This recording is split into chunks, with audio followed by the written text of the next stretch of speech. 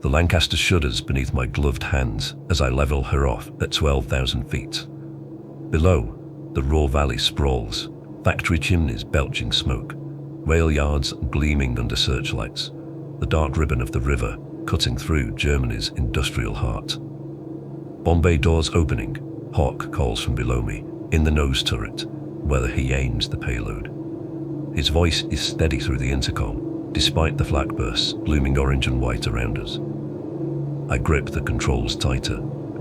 23 tons of aircraft, 7 men, 4,000 pounds of high explosive, all balanced on the edge of my fingertips. The doors rumble open with a mechanical growl that vibrates through the fuselage.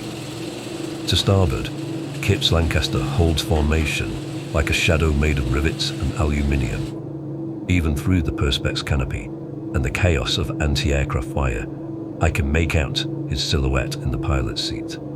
27 missions together, 27 times we've flown as wingmen into hell and crawled back out. A searchlight sweeps past, missing us by yards. The beam cuts through the smoke and reveals Kip's aircraft in stark detail. The nose art of a pin-up girl painted beside Lucky Strike. The oil stains on the starboard engine cowling. The fresh patch of aluminium over the tail where Jerry caught us last week. Kip raises his hand to the canopy. Thumb up. I mirror the gesture. Our ritual. Our promise that we'll see home again. That he'll hold his unborn child. That we'll drink warm beer in the Rose and Crown while old men tell us we're heroes. Target acquired, Hawk announces. Bearing 270, range 4 miles. The factories spread below us. Assembly lines, smokestacks, the geometric precision of German engineering. Somewhere down there, workers huddle in shelters while their machines build tanks and aircraft engines and shells destined for our lads. Steady as she goes, Captain. I hold the Lancaster in a gentle bank as the target indicators creep across Sergeant Hawk's bomb site. The flak grows thicker now, black puffs erupting in clusters, shrapnel pinging off our wings like hail on a tin roof. Each burst close enough to smell the cordite, to feel the concussion rattle my teeth. Bombs away! The aircraft lurches upward as 4,000 pounds of TNT and RDX drop from her belly. I feel the weight release in my shoulders, in the way the controls respond. Behind me, Hawk calls out the fall. 15 seconds, 20, 25. I waggle my wings at Kip, the signal. Time to turn for home. The first detonation lights the clouds from below like a photographer's flash. Then another. The factories bloom into orange flowers, smoke billowing skyward in perfect mushrooms. Even from 12,000 feet, I feel the heat wash across my face. Kip's bombs follow a heartbeat later. His payload walks across a locomotive works, each explosion precise as a surgeon's cut. Rails twist into impossible sculptures. Steam engines topple like children's toys. I bank left, beginning our egress. The night route home carved into my memory. Northwest toward the channel, threading between the radar stations and the fighter bases, praying the cloud cover holds until we cross the North Sea. That's when the searchlights find us. 3 beams converge on my Lancaster, turning night into brilliant day. The cockpit floods with white light so intense I can't see the instruments. I squint against the glare, fighting to read the compass, the artificial horizon, anything that might tell me which way is up. Corporal Moore shouts from the rear turret. They've got us bracketed. The heavy flak comes next. Not the random bursts we've been dodging, but concentrated fire. Shells timed to explode at our exact altitude, our exact position. The air around us turns solid with steel fragments. Something hammers the port wing. The Lancaster jolts sideways, throwing me against the canopy frame. Hydraulic fluid sprays across the windscreen in arterial spurts. I fight the controls as the bomber tries to spiral left. The searchlights waver away in their attempt to track our every move. More shells burst close enough to shake bearings. Then, I see Kip's Lancaster, still caught in the lights, still flying straight and level toward the rendezvous point, still trusting that we'll make it home together. The 8mm shell takes him amidships. One moment, Lucky Strike flies for crowd and hold. The next, she's an expanding ball of orange flame and black smoke. The explosion rolls across the night sky, bright enough to outshine the searchlights. No, the word escapes my lips before I can stop it. No, no, no. I crane my neck, searching the darkness beyond the fireball, looking for silk canopies, for the white of parachutes against the burning sky. 7 men aboard Kip's aircraft. 7 chances to see another dawn. Nothing. Just twisted metal tumbling earthward. Kip. His name barely whispers past my lips, lost in the engine noise and the hammering of flak against our hull. But I mean it as a prayer, as a promise, as the kind of thing you say when the universe cracks open and swallows your best mate's whole. The dispersal hut reeks of cigarettes and nervous sweat. Outside, ground crews crawl over our Lancasters, topping off fuel tanks, loading ammunition belts, running final checks on engines that might fail over hostile territory. The familiar pre-mission ritual that keeps our hands busy while our minds conjure 1,000 ways to die. I'm bent over navigation charts when Kip slides onto the bench beside me. No jest about my accent, no ribbing about the letter from my sister that arrived this morning. Just silence, which from Kip means trouble. Archie, he says. His voice carries weight I've never heard before.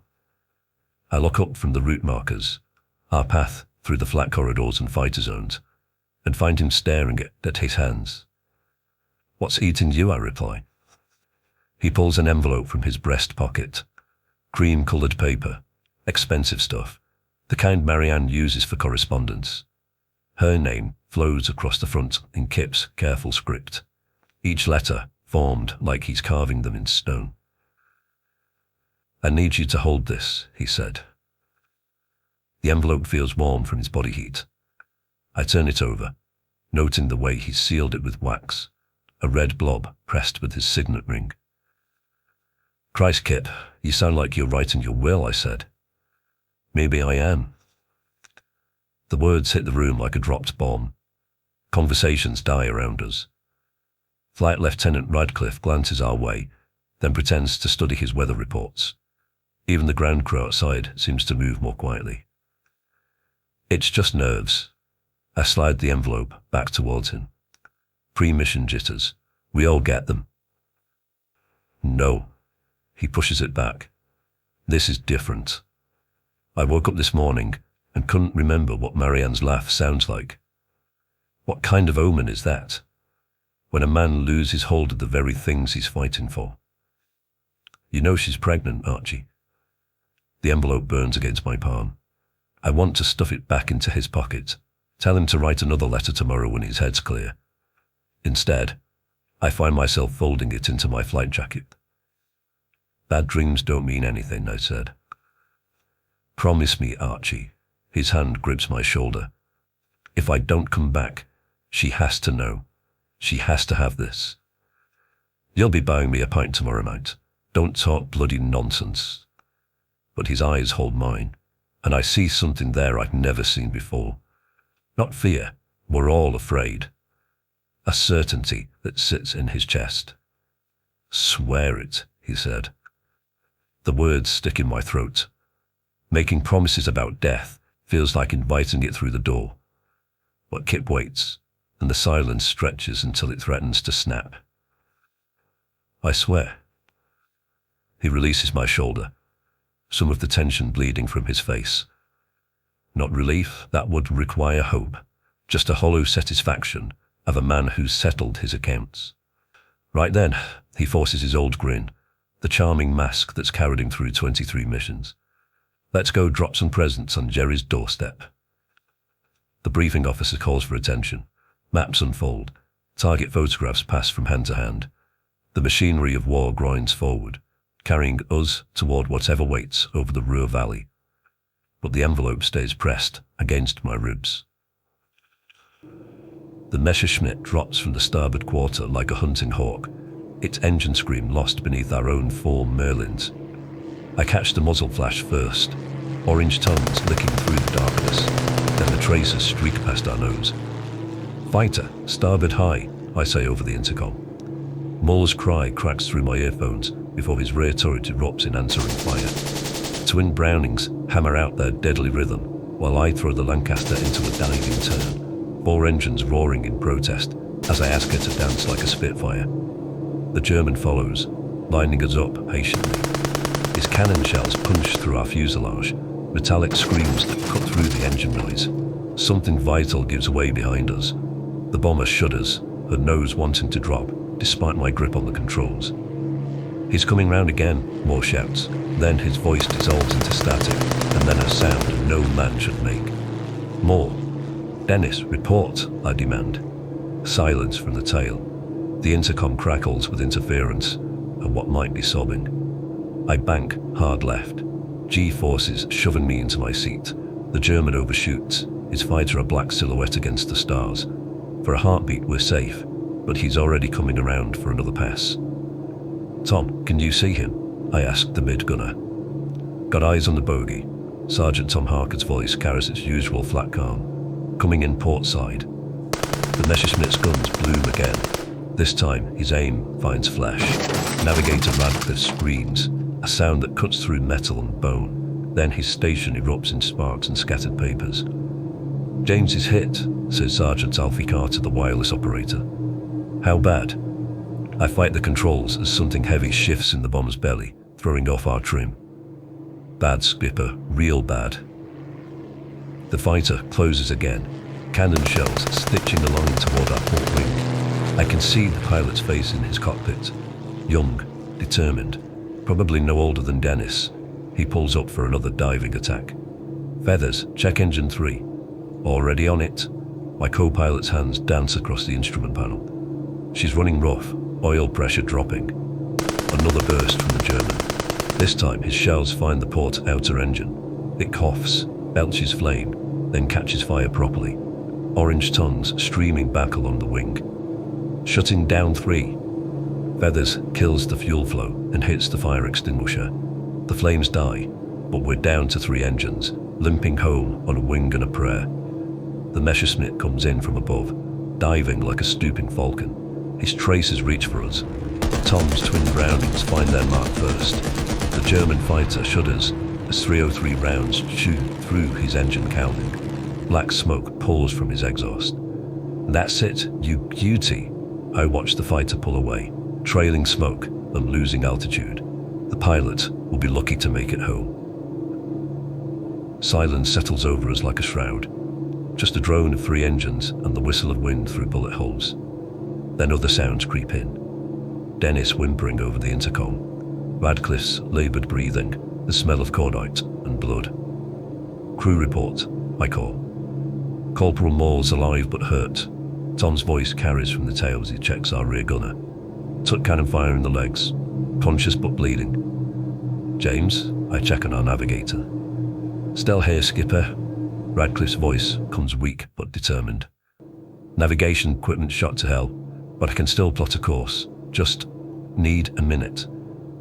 I level off, checking our heading. Below, occupied Europe spreads like a dark blanket, broken only by the occasional blackout violation. We're flying wounded now, 3 engines instead of 4, with men bleeding in the darkness behind me. The envelope in my breast pocket seems heavier somehow. Kip's last words to Marianne, pressed against my ribs while his aircraft wreckage burns somewhere near the Ruhr. A promise made that's become deadly serious. "All right, lads," I said. "Let's get home."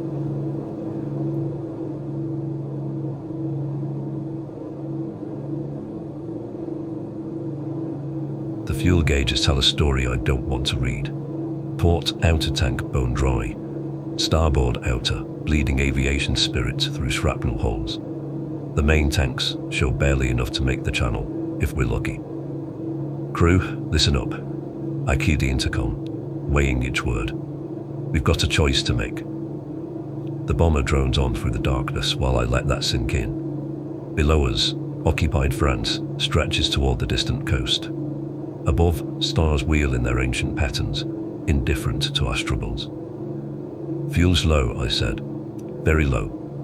We can bail here, take our chances with the resistance or Jerry, or we push for the channel and hope our luck holds. Static crackles. Then Tom's voice cuts through. What's your call, Skipper? That's the question, isn't it? The weight of command settles on my shoulders. 6 men trusting my judgment, but I'm not certain of anything, except that Kip won't be buying anyone a pint tomorrow. Each man decides for himself, I say. No judgment either way. Feathers stirs from the seat to my right. We started this together. We finish it together. I'm with you, Skipper. Same here, Carter adds from his wireless position. Hawk speaks up from the forward turret. Rather take my chances over water than in some German camp. Tom's voice carries from the mid-turret. Count me in. These guns still have ammunition. Jerry might need reminding. Even Dennis, voice tight with pain from the tail position. Not leaving the bus now, sir. Nowhere else I'd rather be. Only Radcliffe remains quiet, bent over his shattered navigation equipment.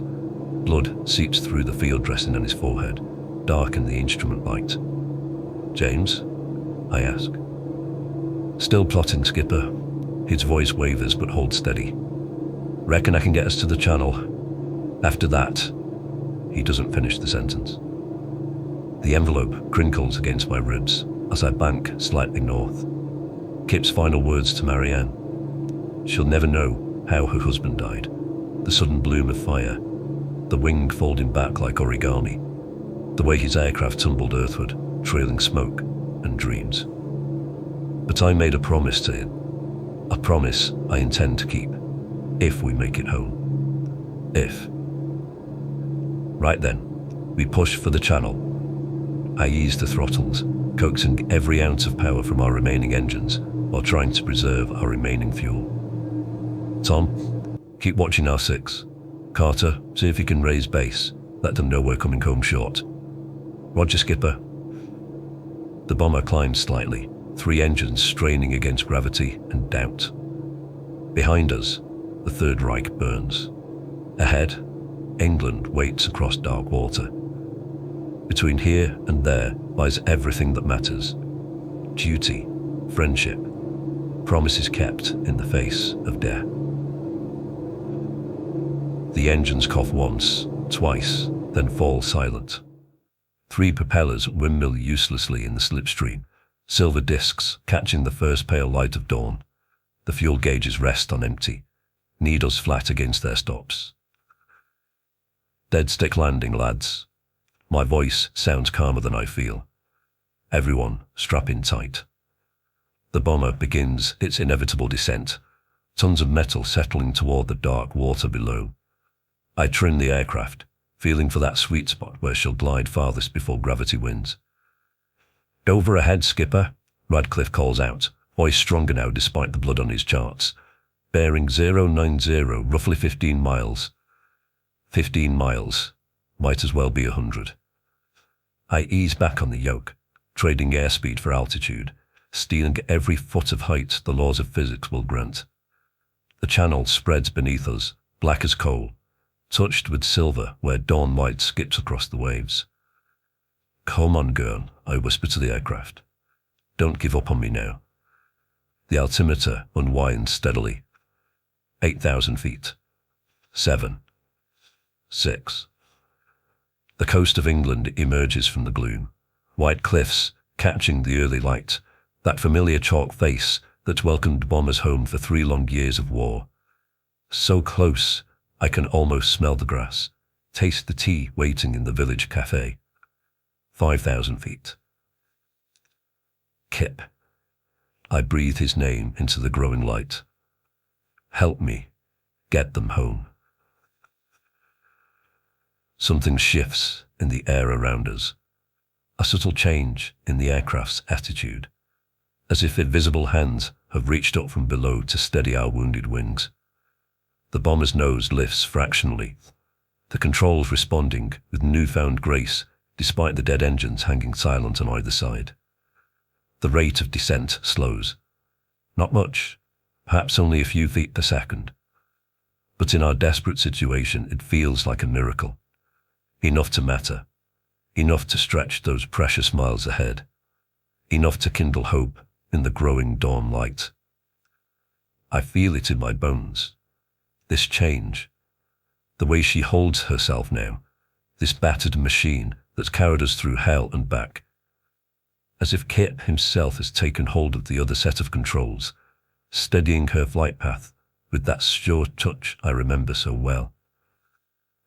The thought sends a shiver down my spine, but I don't question it. Whatever force guides us now, physics, faith, or the spirit of a friend, I'll take it gratefully. 4,000 feet, and the cliffs slide beneath us. England, home. Fields and hedgerows spread below like a patchwork quilt, early morning mist rising from the valleys. Beautiful sight that, Feathers murmurs. 3,000 feet. 2. I scan ahead for somewhere to put down. There, a field, newly ploughed, brown furrows running east to west. Long enough, I hope. Flat enough, I pray. Brace for impact. The ground rushes up. I pull back on the yoke, feeling the controls go mushy as our airspeed bleeds away. Stall warning buffets through the airframe. At the last second, I ease the nose down, aiming for the near edge of the field. The earth fills the windscreen. We hit hard. The undercarriage snaps instantly, belly grinding into the soft earth. Metal screams against stone. The port wind clips a hedgerow, spinning us sideways. We slide, tumble, pieces flying. The world cartwheels. Sky, earth, sky again. Then, silence. I taste blood, feel the wetness running down my forehead. Steam hisses from the engines. Somewhere, a curlew calls across the fields. Sound off, I croak into the intercom. One by one they answer, bruised, battered but breathing. All of them. Against every odd, we've brought them home. I fumble for my breast pocket, fingers finding the envelope. Still there, though creased and stained now with our journey. Kip's final words to Marianne, carried across a continent of fire and darkness. I drag Moore from the rear turret first, his leg mangled, but his eyes bright with relief. Then Radcliffe, still clutching his blood-soaked charts like they're the crown jewels, is helped out by Harker. Feathers stumbles out on his own, followed by Archie, and then finally Hawk, who we find had took shrapnel to the shoulder during the Messerschmitt attack. Move, everyone back. The port wing ignites with a soft whoomph, orange flames licking along the torn metal. Within minutes, our Lancaster becomes a pyre in the beautiful Kentish field, black smoke rising into the morning sky. I collapse in the wet grass, legs finally giving out. The envelope sits in my palm, edges soft from handling. Kip's careful handwriting spelling out, Mrs. Marianne Biggins, in blue ink. Through the paper, I feel the weight of his final words. Whatever he needed her to know, whatever he couldn't say face to face before we climbed into our bombers last night. Was it only last night? Feels like a lifetime since Kip pressed this into my hands. That strange gravity in his voice when he spoke of bad feelings. How did he know? Some sixth sense? Some premonition that his number was up? The medical orderlies fuss over my crew, loading the wounded onto stretchers. A flight sergeant approaches with a clipboard, ready to debrief the miraculous survival of Lancaster v. Baker. But first, this promise, this sacred trust. I pressed the letter to my chest, feeling Kip's presence in the morning air. Not ghostly or supernatural, just the weight of friendship, the bonds forged in fire and altitude. He saved us somehow, guided us across that impossible stretch of water, when fuel and hope both run dry. I'll keep my word, my old friend. The envelope disappears into my breast pocket, close to my heart.